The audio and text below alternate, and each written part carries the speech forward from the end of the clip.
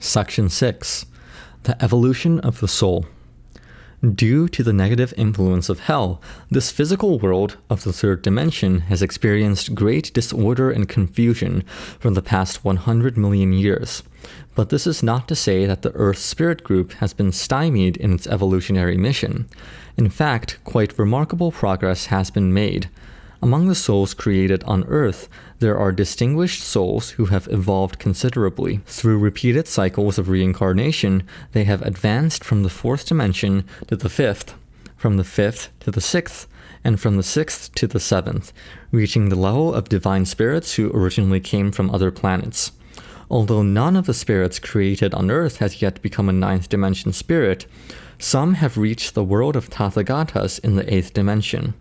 The grand spirits of the higher dimensions are delighted by such remarkable progress. This is exactly what they were aiming to achieve when they first formed Earth's Spirit Group.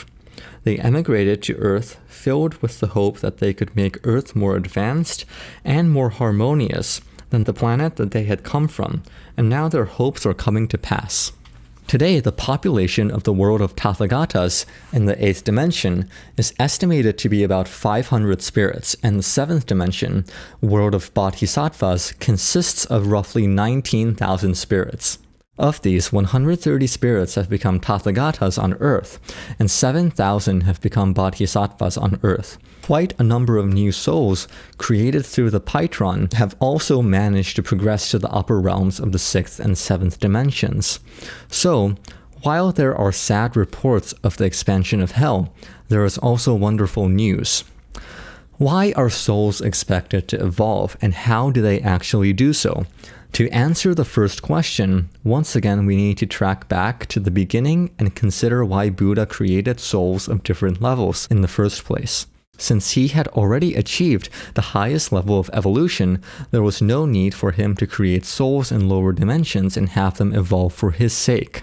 Buddha created souls or consciousnesses of different levels not for the sake of evolution itself, but for the gratification that both he and we can find in that process. Why do parents go through all the effort of having and raising children?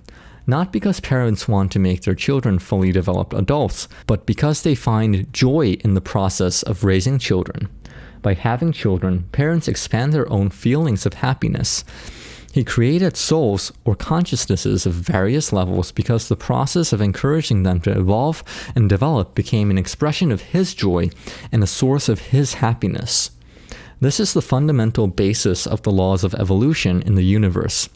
With boundless love, Buddha watches over the countless souls he created as they strive to become closer to him. One indication of how much a soul has evolved is the amount of light it emits.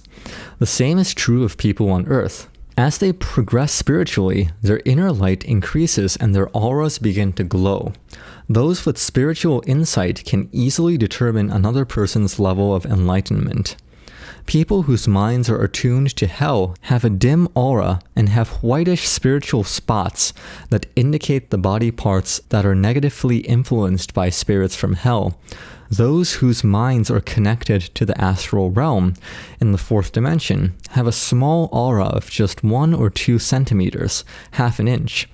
Those whose minds are attuned to the world of goodness in the 5th dimension have a slightly larger aura of about 3 to 4 centimeters, 1.5 inches.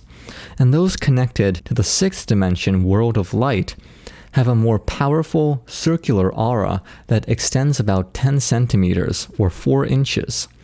Those who reach the level of an arhat or saint in the upper levels of the 6th dimension emit an aura that resembles a small circular tray of golden light. Those whose minds are attuned to the world of bodhisattvas in the 7th dimension have a circular golden aura that has grown to 40 or 50 centimeters wide, about 1.5 feet. Those whose minds are connected to the world of Tathagatas in the 8th dimension have an aura of 1 or 2 meters, 3 to 6 feet, which lights up their surroundings. The level of the soul's development can be measured by the light that it emits.